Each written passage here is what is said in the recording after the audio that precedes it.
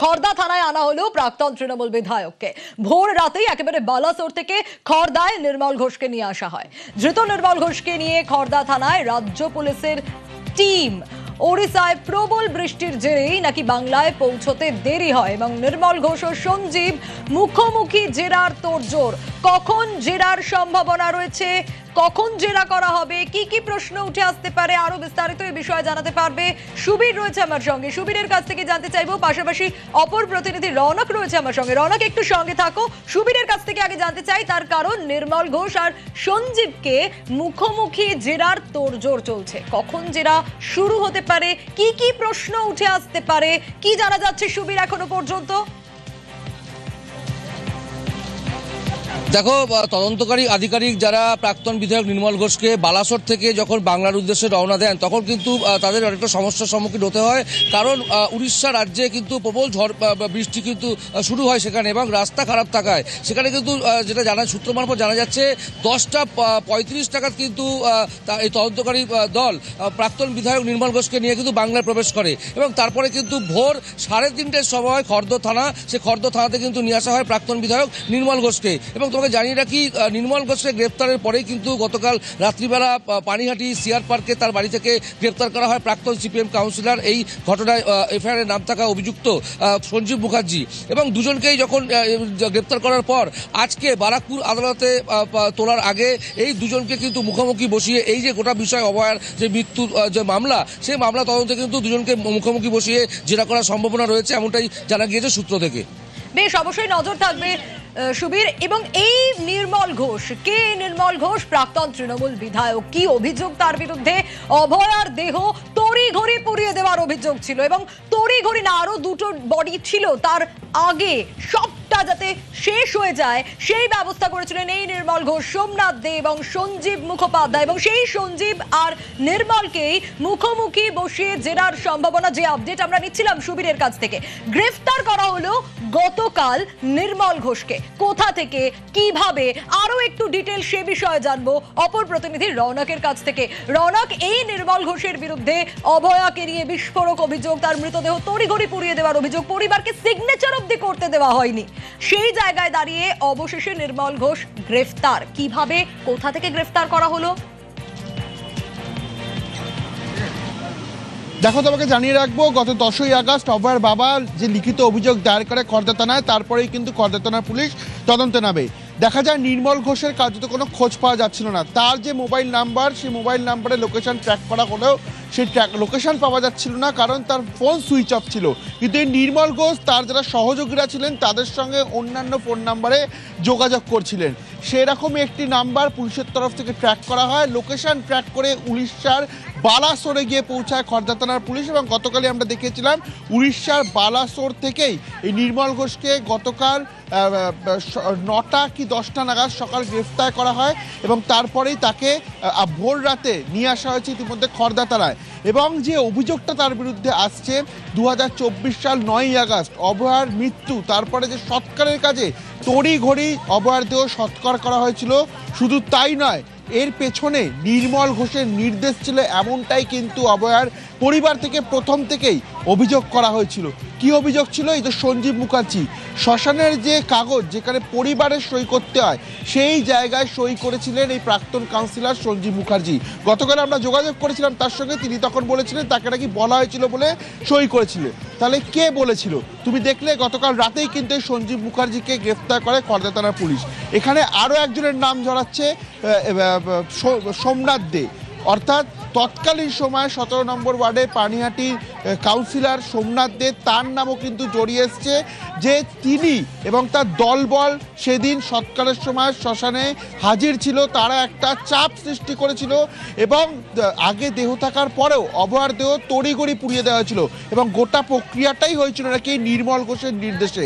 এরপরে যে বিষয়টি অভিযোগ ছিল যে নির্মল ঘোষকে কি অন্য কোনো বড় মাথার দিক থেকে নির্দেশ দেওয়া হয়েছিল, এই বিষয় নিয়ে কিন্তু প্রথম দিন থেকেই সঞ্জয় রায় গ্রেফতার হওয়ার হওয়ার পর তার সাজা ঘোষণা হওয়ার পরও কিন্তু অভয়ার পরিবারের থেকে এই দাবি বলা হয় যে এই ঘটনার পেছনে বড় ষড়যন্ত্র রয়েছে, আরও বড় মাথারা যুক্ত রয়েছে। এবং মুখ্যমন্ত্রী অভয়ার যে 2 বছর পূর্ণ হলো সেই সময় দাঁড়িয়ে মুখ্যমন্ত্রী নির্দেশ দেয় ব্যারাকপুর পুলিশ কমিশনারেটকে যে এই সৎকারের কাজের বিষয়ে দ্রুত তদন্ত করার।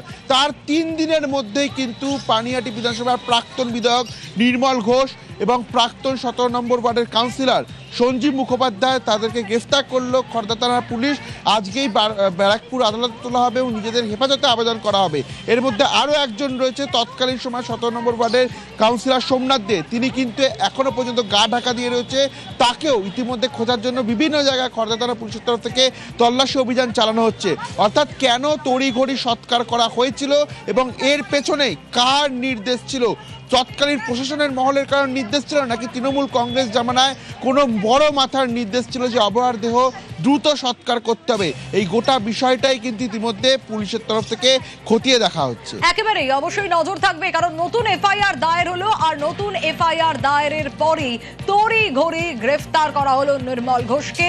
আরো ডিটেল আপডেট আপনাদের জানাবো। তবে এই গ্রেফতার প্রাক্তন তৃণমূল বিধায়ক পানিহাটির, কিন্তু তার কি ভূমিকা ছিল দেখুন তো ডিটেল রিপোর্ট।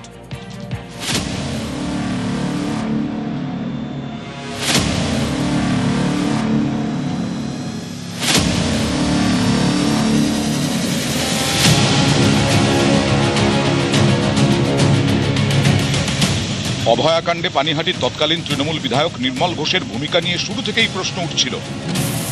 অবশেষে অভয়ার বাবার দায়ের করা নতুন অভিযোগের ভিত্তিতে গ্রেফতার হলেন নির্মল ঘোষ।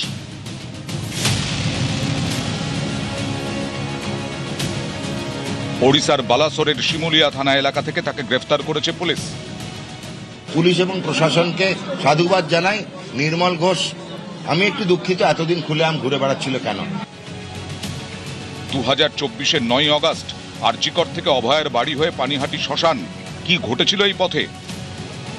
সোমবার অভয়ার বাবা শেখর দেবনাথ দায়ের করা অভিযোগপত্র অনুযায়ী আরজিকরে ময়নাতদন্তের পর অভয়ার মৃতদেহ নিয়ে গ্রিন করিডোর করে বাড়ির দিকে রওনা দেন পানিহাটির 17 নম্বর ওয়ার্ডের তৎকালীন কাউন্সিলর সোমনাথ দে।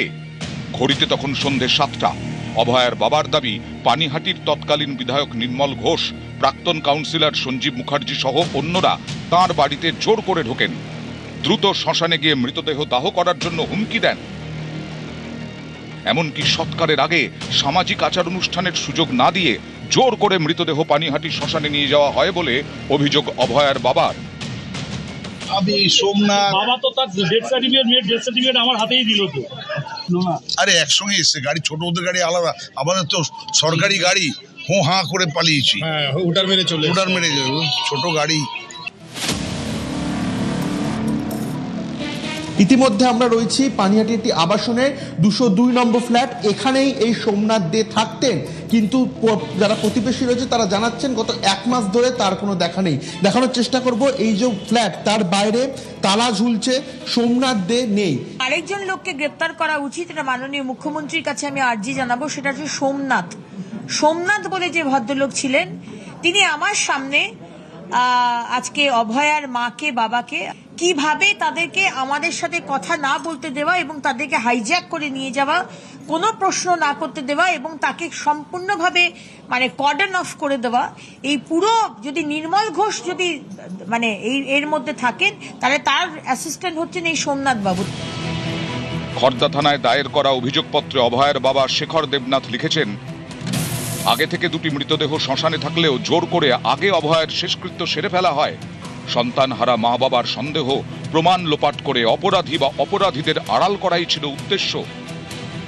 নির্মল ঘোষ, সোমনাথ দে, সঞ্জীব মুখার্জি আমাদের সঙ্গে প্রতারণা করে আমার মেয়েটাকে পুড়িয়ে দিল এবং ডেড বডি যখন চুল্লিতে ঢুকিয়ে দেওয়া হলো, একটা শব্দহারা বাবা মা তার সামনে গিয়ে নির্মল ঘোষ সঞ্জীব মুখার্জির পিঠ চাপড়ে বলছে, ওয়েল ডান বয়, ওয়েল ডান।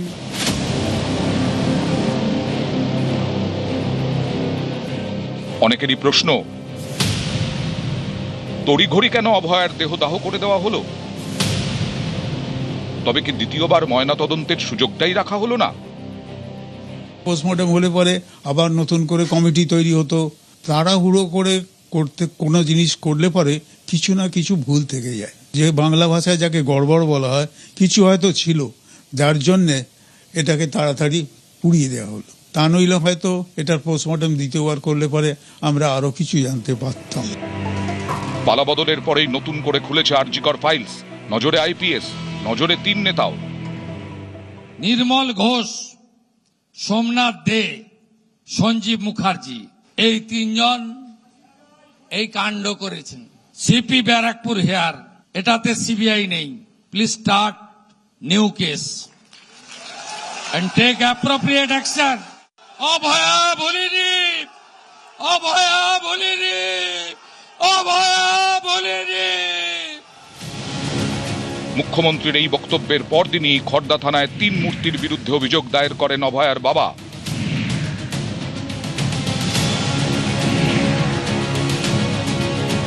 এফআইআর হওয়ার 72 ঘন্টার মধ্যেই গ্রেফতার পানিহাটির প্রাক্তন বিধায়ক নির্মল ঘোষ। নির্মল ঘোষকে আমি কোনো অবস্থায় সমর্থন করব না। নির্মল ঘোষ যদি দোষ করে থাকেন 100% শাস্তি হবে।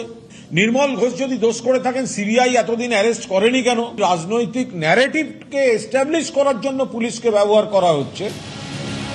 গত 13ই জুলাই লটারি সংক্রান্ত মামলায় নির্মল ঘোষের ছেলে তীর্থঙ্করকে গ্রেফতার করে পুলিশ। এই মামলায় অভিযুক্ত নির্মল নিজেও। অভয়ার দেহ ছিনতাই করে তড়িঘড়ি দাহ করার অভিযোগে গ্রেফতার করা হলো নির্মল ঘোষকে। তার গ্রেফতারির খবর ছড়াতেই পানিহাটিতে উচ্ছ্বাসে ফেটে পড়েন বিজেপি কর্মীরা। চলে মিষ্টি মুখ। নিউজ 18 বাংলা।